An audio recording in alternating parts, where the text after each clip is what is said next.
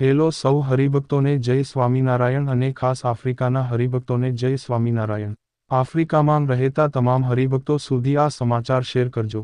Africa એટલે સોનાની ધરતી કહેવાય, એટલે સોનાના દેશમાં સોના કરતા મોંઘેરા પ્રગટ સત્પુરુષ મહંત સ્વામી મહારાજ તારીખ 17મી ડિસેમ્બર 2024ના દિવસે અમદાવાદ ખાતેથી વિદાય લઈને તાન્ઝાનિયાના દારે સલામ શહેરમાં પધારશે। આ પહેલા ભારતથી કોઠારી સંતો સહિત 100મી વધુ સંતો દક્ષિણ આફ્રિકા પધારીને આફ્રિકામાં વિચરણ કરી રહ્યા છે અને હરિભક્તોમાં સત્સંગનું પોષણ કરી રહ્યા છે।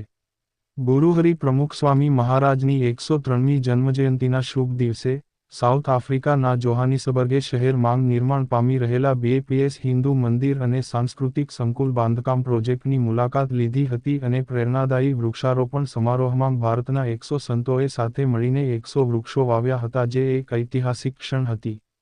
તારીખ 28 જાન્યુઆરી 2025મી 4 માર્ચ 2025 સુધી મહંત સ્વામી મહારાજ જોહાનિસબર્ગેમાં બિરાજીને જોહાનિસબર્ગેમાં નિર્માણ પામી રહેલા ભવ્ય મંદિરનું ઉદ્ઘાટન પણ કરશે। ભારતથી પધારેલા 100 સંતોએ 164 વર્ષ પહેલાં દક્ષિણ આફ્રિકામાં પધારેલા બંધિયાર મજૂરોને શ્રદ્ધાંજલિ આપવા ડર્બનના બીચ પર ઐતિહાસિક 1860 અરાઇવલ પોઈન્ટ પર ભેગા થયા હતા।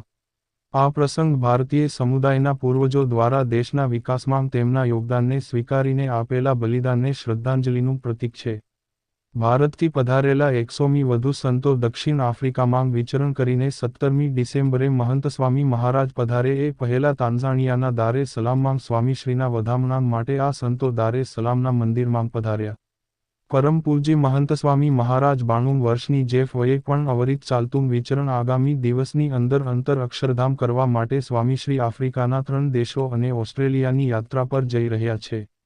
આ યાત્રામાં સ્વામીશ્રી જે કાર્ય કરવા માટે પધારી રહ્યા છે તે તમામ કાર્યો અતિસુંદર રીતે પૂરા થાય અને સ્વામીશ્રીનું સ્વાસ્થ્ય આખી યાત્રા માટે અખંડ સારું રહે અને નિર્વિઘ્ન યાત્રા પૂરી કરે અને આફ્રિકા અને ઓસ્ટ્રેલિયાના હરિભક્તોને અતિશય લાભ આપે તે માટે આપણે સૌ પૂજામાં એક માળા વિશેષ કરીએ।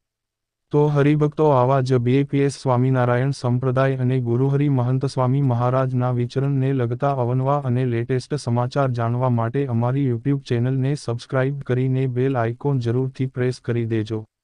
સૌનો આભાર। સર્વને જય સ્વામિનારાયણ। જય સ્વામિનારાયણ સ્વામી।